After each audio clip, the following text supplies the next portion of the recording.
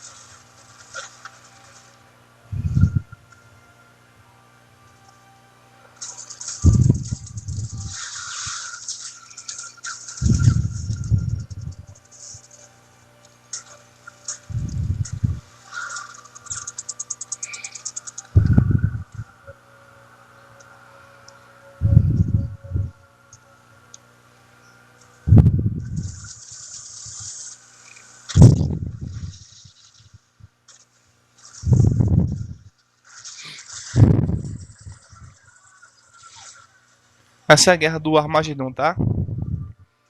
Como possivelmente seria, mas a Bíblia apresenta de maneira mais caótica.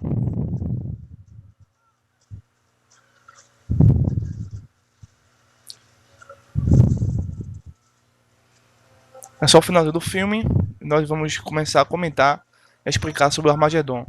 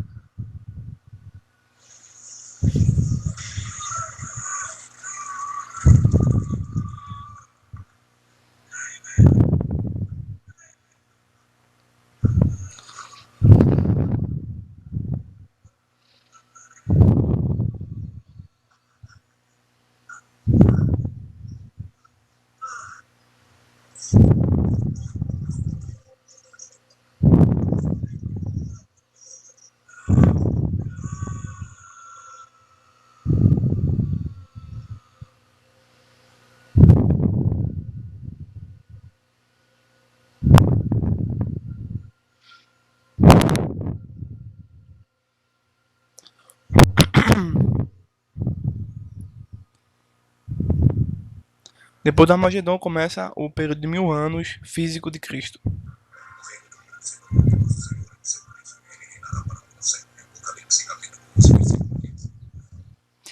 Deixa eu pegar mais uma coisa aqui no meu notebook para explicar a vocês.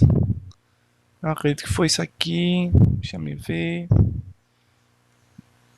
Uhum. Só para explicar.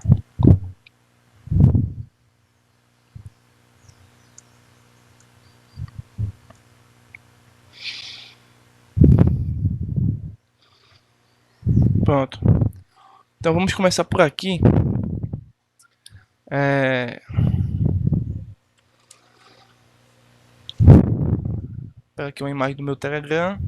Mostrar aqui a vocês.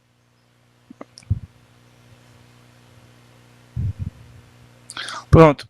Aqui é uma imagem de um livro que trabalha sobre o Armagedon. Que diz o seguinte, assim, diz o seguinte: onde a Bíblia ensina sobre o conflito do Armagedon. Lemos sobre Armagedon em Daniel, capítulo 11, verso 40 ao 45. Profeta Joel, capítulo 3, verso 9 ao verso 17. Profeta Zacarias, capítulo 14, verso 1 ao 3. Apocalipse, capítulo 16, versículo 14, versículo de número 16. Essa grande batalha acontecerá nos últimos dias da tribulação. João nos fala que os reis do mundo se reunirão para a peleja do grande dia do Deus Todo-Poderoso, no lugar que em hebraico se chama Armagedon. Apocalipse capítulo 16, versículo 14 e versículo 16. O local de reunião dos exércitos é a planície de Asdredron, ao redor da colina chamada Megido, que fica no monte de Israel, cerca de 32 quilômetros a sudeste de Haifa. Então, essa segunda imagem aqui é apenas para ilustrar de forma cronológica os acontecimentos bíblicos ensinados por todos os profetas, desde Isaías até o Novo Testamento, a respeito das duas vindas de Cristo. A primeira vinda veio como cordeiro para se sacrificar pelo seu povo, e a segunda vinda temos duas fases distintas. A primeira para a sua igreja de maneira invisível, é o chamado arrebatamento, e a segunda vinda, que será já no final da grande tribulação, que é um período de 7 anos de falsa paz e da guerra. E depois disso, o milênio. Então veja só, no primeiro quadro aqui, quando Jesus veio na sua primeira vinda, ele estabeleceu a era da igreja, e que nós podemos chamar de o período dos gentios, né? Aí, quando termina o período dos gentios, ou a era da igreja, ocorre o arrebatamento. Então, quando você pega uns textos de Mateus 24, por exemplo, muitos sinais hão de acontecer antes da grande tribulação. Veja que tem um período de tempo antes da tribulação e antes do fim do período dos gentios, que vai se encerrar com o período do arrebatamento. Mas antes do arrebatamento temos um período das dores, que são enfermidades, guerras, grandes apostasias, tanto dentro quanto fora da igreja, e assim por diante. Após o arrebatamento da igreja eleita, temos o início e a ascensão da grande tribulação com o anticristo. E a grande tribulação, por sua vez, é dividida em duas formas: período de paz, de uma falsa existência humana, tá certo? Criada por o anticristo, o falso profeta e a besta. E depois a guerra dos 3 anos e meio.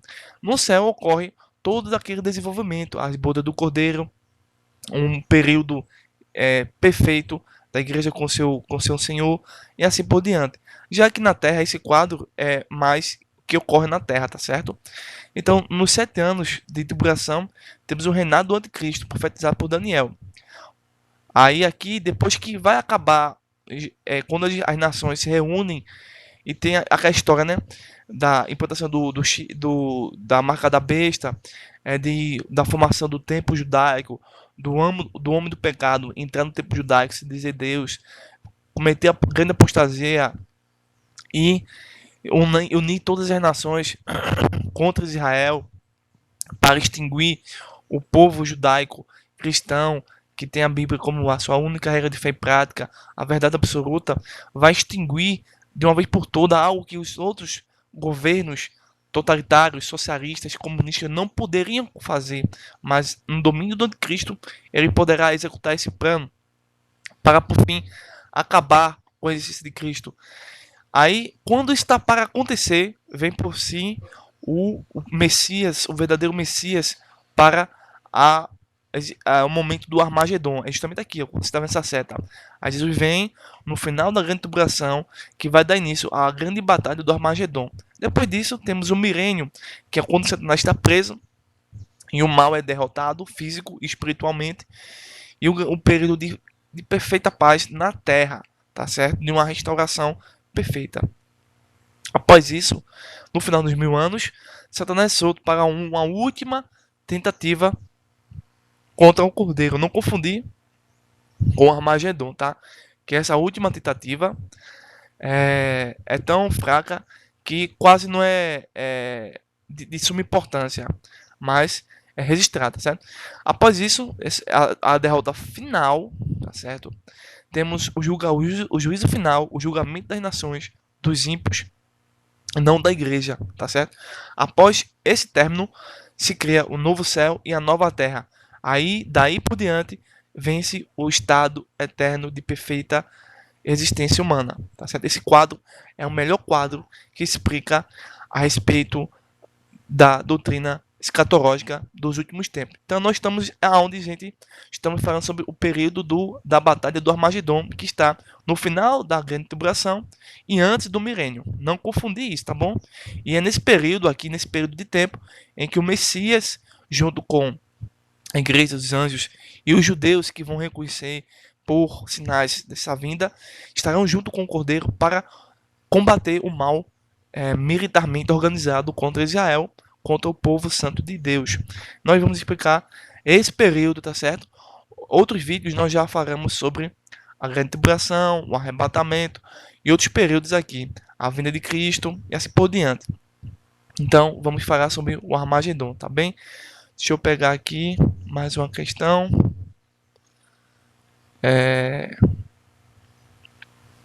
Se a gente perguntar por que o Armagedon deve acontecer no final, eu vou explicar isso. Então, vamos começar aqui. China, vamos lá. A Batalha do Armagedon, o que a Bíblia diz? Já vimos os conceitos bíblicos sobre isso, algumas passagens, mas no sentido geográfico significa montanha de Meguido. É, portanto, a grande batalha que deve acontecer nos últimos dias. Por sua vez, Meguido está localizado no local sul do Vale de Jezreel. Meguido foi mencionado pela primeira vez em antigos textos egípcios em 1478 a.C. O faraó Tutamés travou uma guerra sobre Meguido. Já no século XV a.C., Meguido é mencionado por Israel entre 1925 a 1939 d.C. Meguido foi escavado pelo Instituto Oriental da Universidade de Chicago também. No sentido escatológico, o Armagedon ou Meguido é o vale que os judeus chamam atualmente de planície de Jezreel, que vai do Monte Tambor até junto do Monte Carmelo. Veja, por exemplo, Apocalipse capítulo 9, versículo 15. Temos aqui os exércitos do leste coligados com a força militar, certo?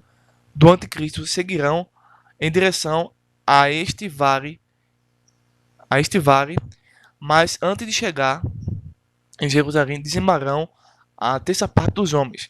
Em Apocalipse capítulo 16, versículo de número 12, temos a seguinte questão: Eis que vem do lado nascente do sol. Segundo alguns estudiosos da escatologia, é possível que a China, tá certo? Como vocês podem ver aí, a China é o princípio da formação dessa grande profecia chamada Reis do Leste. Hoje sabemos que quais as nações que ocupam, deixa eu ver aqui, essa parte do extremo oriente: China, Japão, Coreia do Norte e Coreia do Sul. Então, lembrando que o anticristo ele incorpora, como nós vamos ver, o Império Romano restaurado. Então, é necessário que o Império Romano na antiguidade esteja novamente restaurado, pois é preciso que Esse período do Império Romano é restaurado juntamente com o templo judeu. O anticristo inicia seu governo mundial, utilizando de um poder que herdou de Satanás. Apocalipse capítulo de número 13, versículo número 2.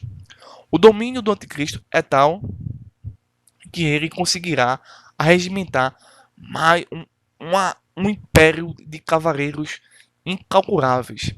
Apocalipse capítulo 9, versículo 16, capítulo 16, versículo 16. Os exércitos do mundo se unem ao anticristo por influências demoníacas.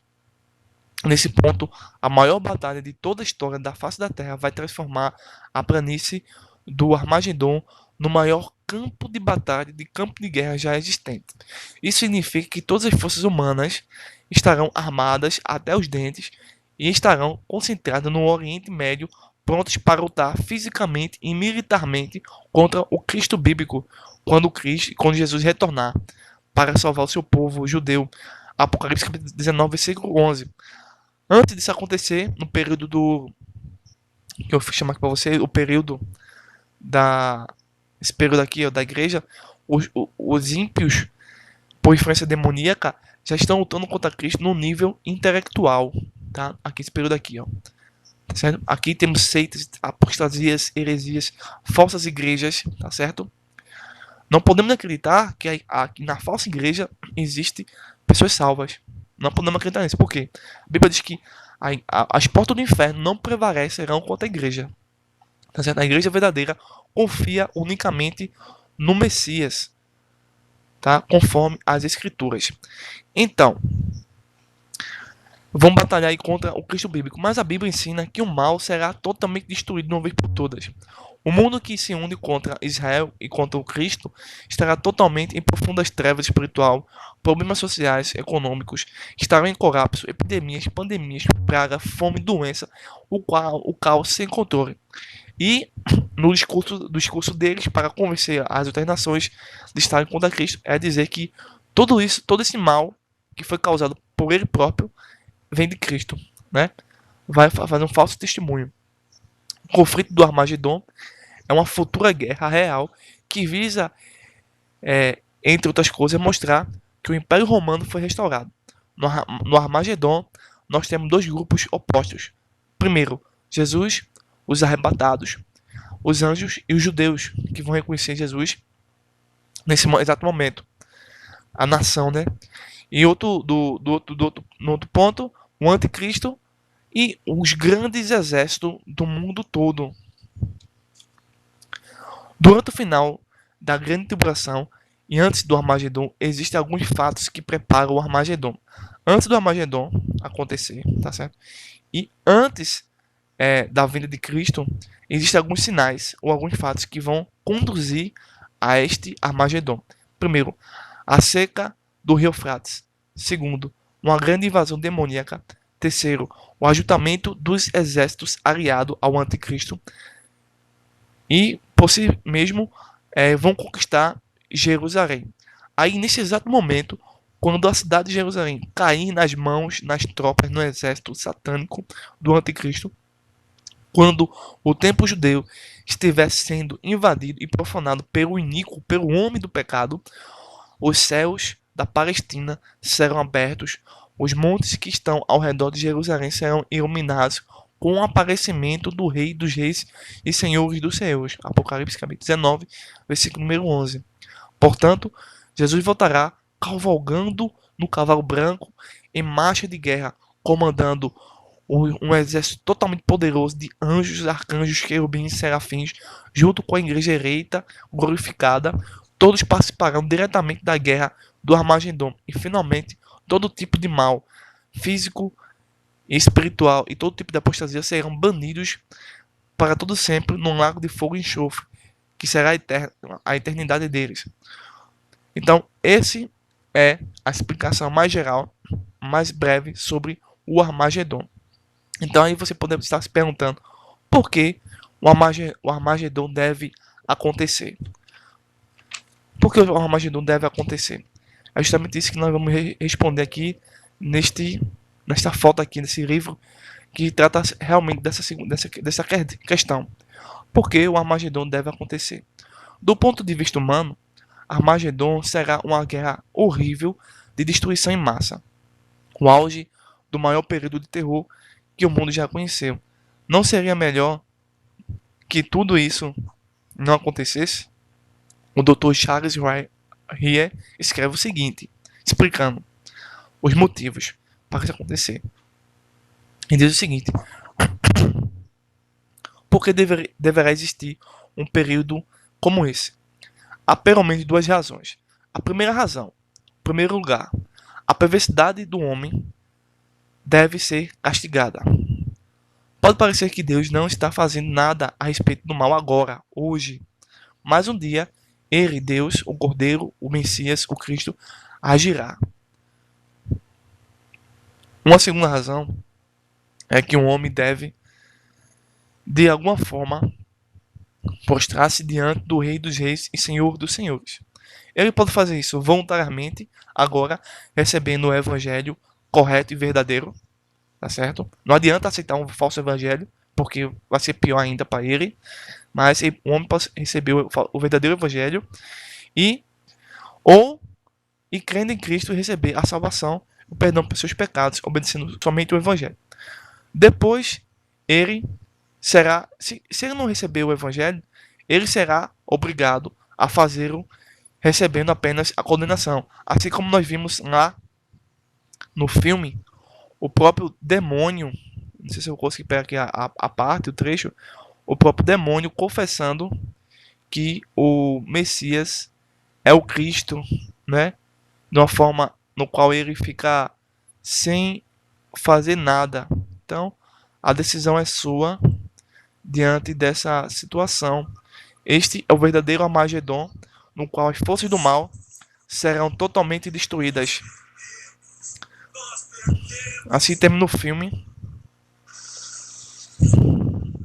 O desespero do mal, o triunfo do verdadeiro Messias, que a Bíblia menciona,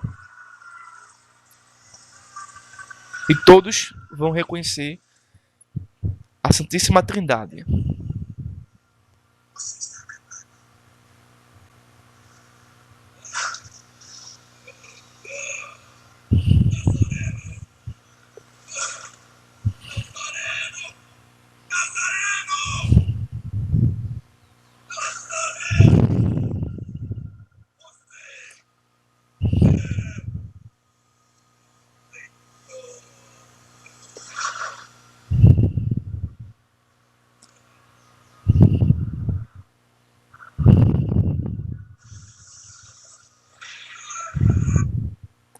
Então é isso.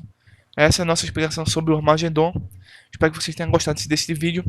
E se você gostou, compartilhe, nos ajude a divulgar cada vez mais esse nosso trabalho aqui no YouTube e na nossa página no Facebook, Teologia Puritana em Defesa da Fé Bíblica. Até o próximo vídeo e muito obrigado pela sua preciosa atenção.